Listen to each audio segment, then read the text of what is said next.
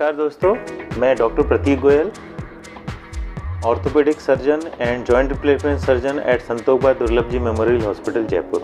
दोस्तों, आज हम एक बात करेंगे avascular necrosis of femur head, जिसमें जांघ की हड्डी का जो कूल्हे का जोड़ होता है उसमें एवीएन हो जाता है, जिसको ऑस्टियोनेक्रोसिस भी कहते हैं या बोन डेथ भी कह देते हैं। आजकल कोविड की वजह से, स्टेरॉयड के यूज़ की वजह से ऐसे पेशेंट्स बहुत सामने आ रहे हैं और इस श्रृंखला में हमारे साथ जुड़े हुए आज हमारे साथ एक पेशेंट हैं।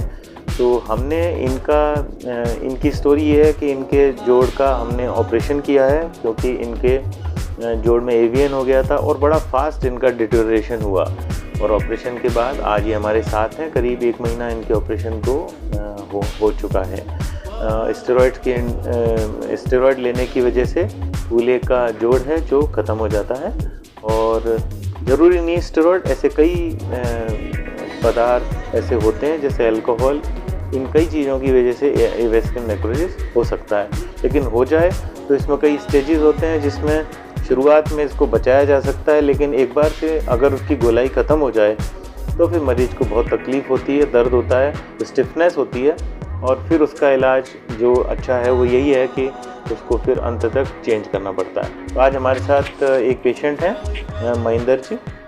ये आइए इनसे जानते हैं इनका एक्सपीरियंस। नमस्कार महेंद्र जी, आप कहाँ के रहने वाले हैं? मैं सर अजमेर से हूँ। अजमेर से रहते हैं और यहाँ स्पेशली इसी काम के लिए आया था।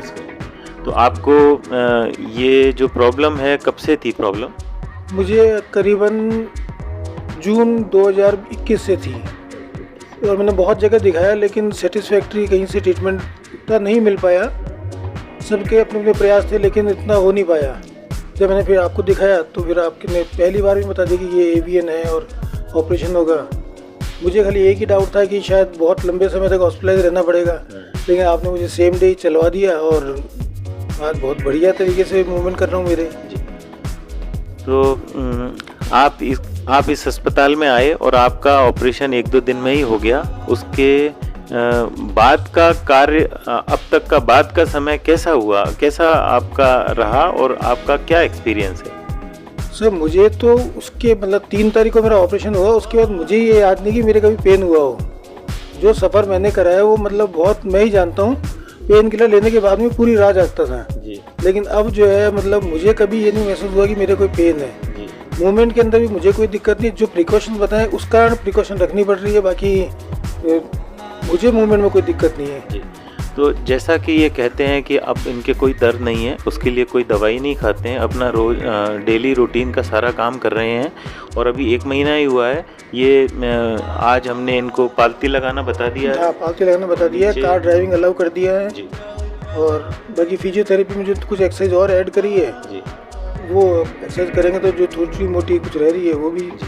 तो मैं भी ये कहना चाहता हूँ, इस ऑपरेशन में जब ये कूल्हे के जोड़ को बदल देते हैं तो ऐसा कोई लिमिटेशन नहीं है कि ये नहीं कर पाएंगे, वो नहीं कर पाएंगे। वो नॉर्मल चल पाएंगे, भाग पाएंगे, दौड़ पाएंगे, सीढ़ी चढ़ पाएंगे, पालती मार सकते हैं, उकड़ू भी बैठ सकते हैं। हम इनके कुछ वीडियोस आपके साथ शेयर करेंगे जिसमें ये अपना किस तरह बैठ रहे हैं, उठ रहे हैं और अपना काम कर रहे हैं।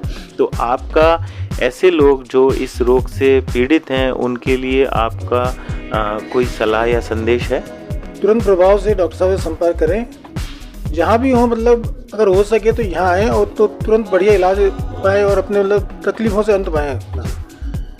तो मैं भी ये कहना चाहता हूँ, ये बीमारी को जल्दी डिटेक्शन ज़रूरी है, क्योंकि शुरू की स्टेजेस में इनको बिना जोड़ बदले और कई प्रोसीजर हैं जिनकी वजह से इलाज संभव है, लेकिन अंततः देरी होने पर जोड़ प्रत्यारोपण, कूल्हे का जो बॉल बदलते हैं, उसमें वो एक अच्छा उपाय है और उसमें कोई भी प्रॉब्लम या परेशानी या उससे कुछ कतराएं नहीं, और जिससे अपना जीवन आप अच्छे से व्यतीत कर सकें। मुझे उम्मीद है आपकी ये वीडियो आपको किसी न किसी रूप में इस बीमारी को समझने और इसका इलाज लेने में सहायता करेगा। बहुत बहुत धन्यवाद।